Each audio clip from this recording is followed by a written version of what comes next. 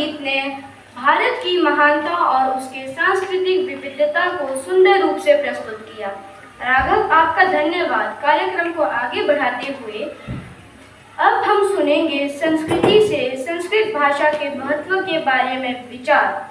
संस्कृत हमारी प्राचीन भाषा न केवल साहित्य और विद्या के क्षेत्रों में महत्वपूर्ण है, बल्कि हमारी संस्कृति को और पहचान का भी एक अभिन्न हिस्सा है। सर्व भाषाया श्रेष्ठा संस्कृतम, इसका अर्थ है कि संस्कृत सभी भाषाओं में श्रेष्ठ मानी जाती है। अब संस्कृति का स्वागत करें और उनके विचारों का आनंद लें।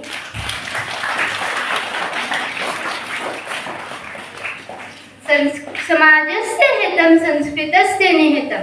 संस्कृत भाषणं महान्। सर्वेभ्यः नमो नमः।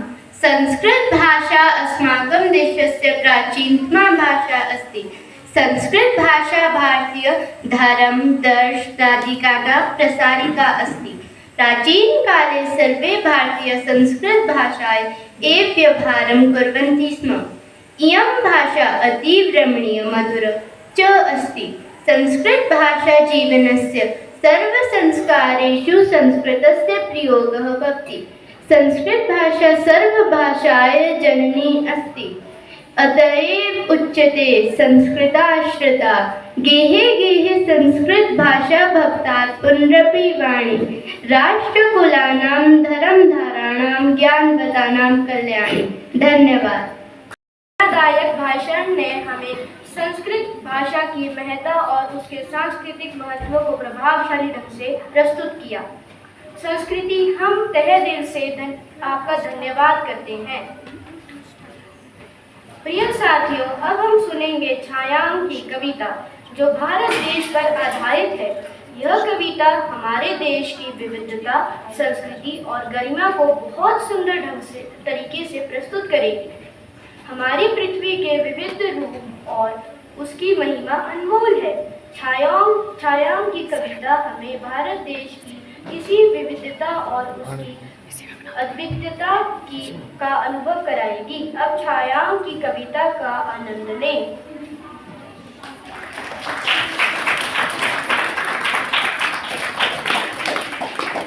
सर्वेभ्यो नमो नमः। अद्य अहं श्री चंद्रभानु त्रिपाठिना लिखितं काव्यं प्रियं भारतं पठिष्यामि। प्रकृत्या सुरम्यं विशालं प्रकामं सरितारहारे ललालं कृपामं हिमाद्रि ललाले चैव सिन्धु प्रियं भारतं तत् सदा दर्शनीयं। प्रियं भारतं तत् सदा दर्शनीयं। धनानां निधानं धरायां प्रधानम्। इदं भारतं सर्वलोके प्रतिष्ठितम्।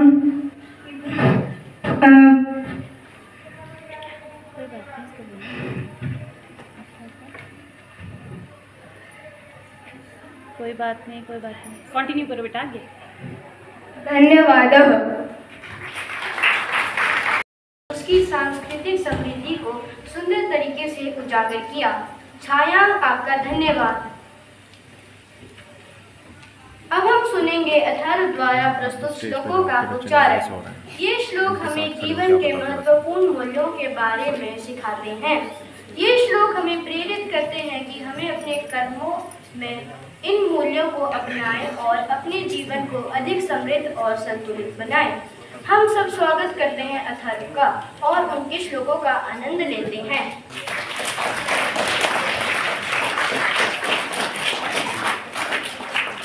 सर्वेभ्यः नमो नमः।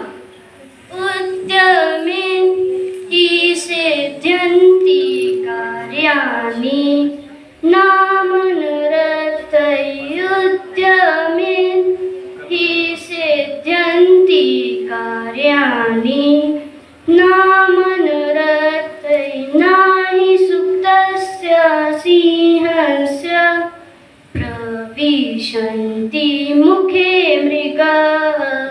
अर्थात मेहनत से ही सभी काम सफल होते हैं, केवल इच्छा से नहीं। जैसे शेर जानवरों को खाने के लिए लाने की भी कोशिश करता है और सोते हुए शेर के मुंह में अपने आप ही जानवर नहीं घूमते।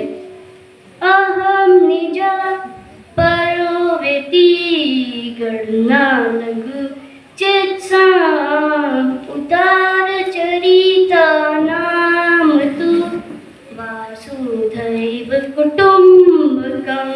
अर्थात ये शब्द जो मेरा या पराया सोचते हैं उनका मन छोटा होता है, बड़े मन वालों के लिए तो पृथ्वी ही परिवार है। धन्यवाद।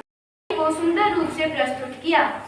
उनके गीत ने हमें एक आध्यात्मिक संगीतात्मक अनुभव प्रदान किया। आपका बहुत बहुत धन्यवाद। रिदम इसकी कड़ी में आगे बढ़ते हुए आरोही हमें वृक्ष के गुणों और महत्व के बारे में कविता सुनाएगी। वृक्षस्य गुणानां विवरणं साधु। इस श्लोक के माध्यम से हमें वृक्ष के गुणों का वर्णन मिलेगा। अब आरोही आपका स्वागत है।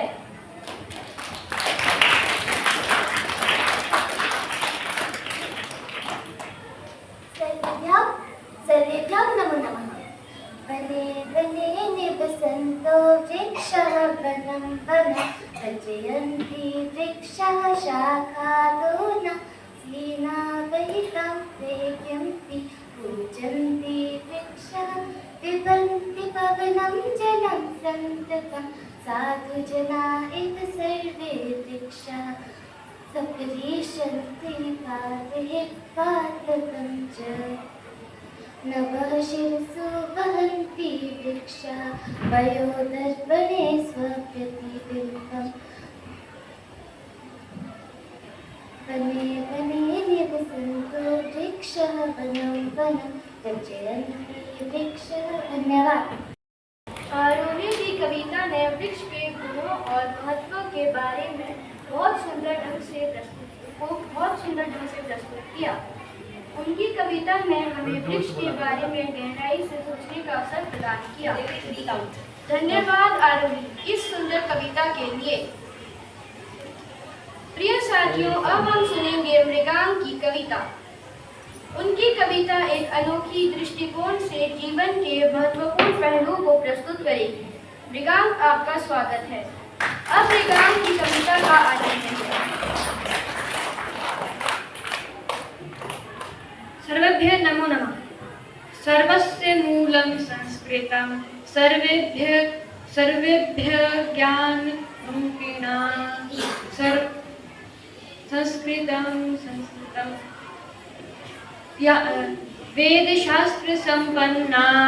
वेदशास्त्र संपन्ना काव्यं तत्र विश्राणं यस्य भाषा विलक्षणा संस्कृता नित्यं सौन्दर्यं वयं सर्वे संस्कृता मनसि स्मरामः। धन्यवाद। ने श्लोकों का सुंदर उच्चारण किया और उनके गहरे संदेश को स्पष्ट रूप से प्रस्तुत किया। अथर्व धन्यवाद। आगे लिखा होगा। प्रिय साथियों, इस कार्यक्रम की अगली प्रस्तुति रिजुल की कविता होगी। यह कविता हमें गहराई से सोचने और हमारी सांस्कृतिक जड़ों को समझने का अवसर प्रदान करेगी। रिजुल आइए और हमें अपनी सुंदर कविता सुनाएं।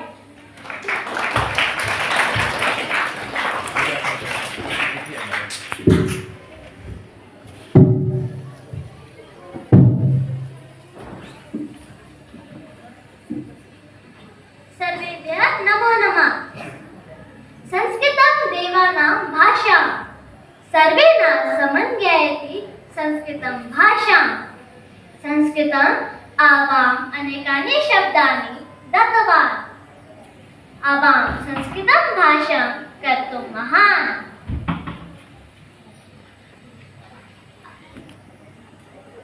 संस्कृतं विश्वस्य प्राचीनः भाषा अस्ति। संस्कृत्या भाषा अद्यापि न लुप्ता, सा एव आशा अस्ति। संस्कृतं भाषा अस्ति अस्माकं संस्कृतेः पहचान। इदम् अस्माकं देशं वर्धति माना। धन्यवादः।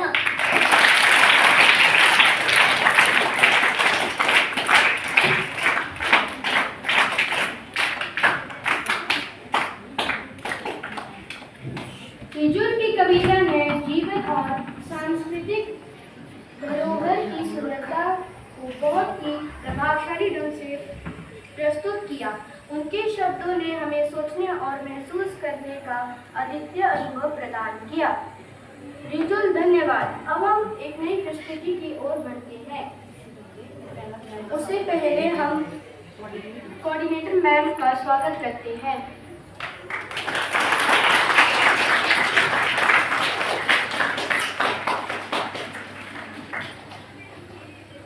अब हम एक नई प्रस्तुति की ओर बढ़ते हैं जिसमें रिदम द्वारा प्रस्तुत एक विशेष गीत होगा। यह विशेष गीत है मनसा सतम स्मरणीयम। यह गीत संस्कृत और धार्मिक अनुष्ठानों पर आधारित है। रिदम का स्वागत करें और उनके गीत का आनंद लें।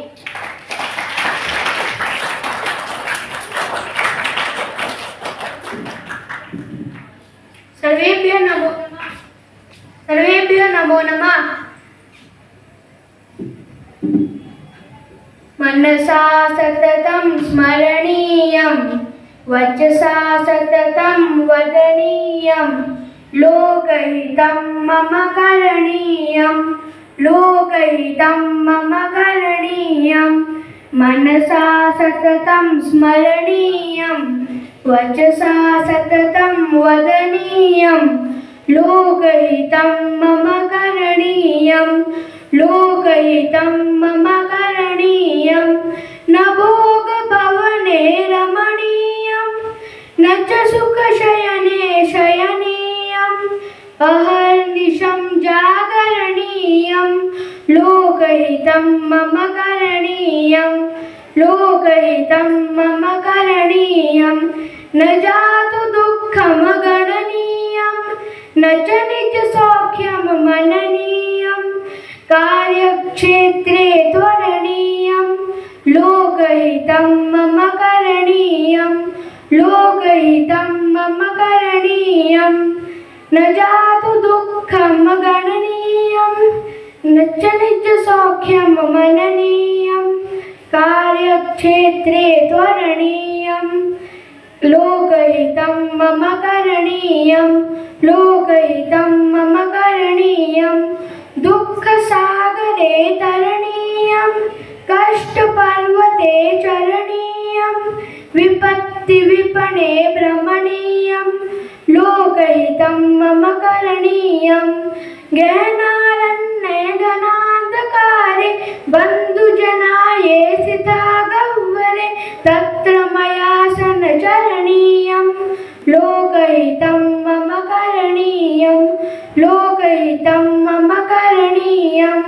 मनसा सततं स्मरणीयं, वचसा सततं वदनीयं, लोकहितं मम करणीयं, लोकहितं मम करणीयं। धन्यवाद। प्रभावशाली ढंग से प्रस्तुत किया। उनकी कविता ने हमें नए विचार और भावनाएं प्रदान की। धन्यवाद मृगा। अब मैं बुलाना चाहूँगा सूर्यांश को, जो धर्म के रक्षक भगवान श्री कृष्ण के बारे में बताएंगे। श्री कृष्ण जिनका जीवन धर्मो रक्षति रक्षतः की भावना को दर्शाता है, प्रेम और ज्ञान का प्रतीक है। अब सूर्यांश हमें उनके चरित्र से परिचित कराएगा। मैं सूर्यांश को आमंत्रित करना चाहूँगा और उनका स्वागत करता हूँ।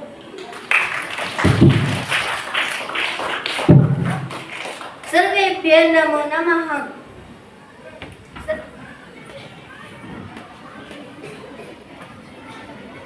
हिंदू श्री कृष्ण जन्माष्टमी का त्योहार बड़े धूमधाम से मनाते हैं।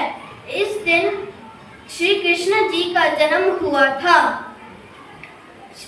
श्री कृष्ण जी का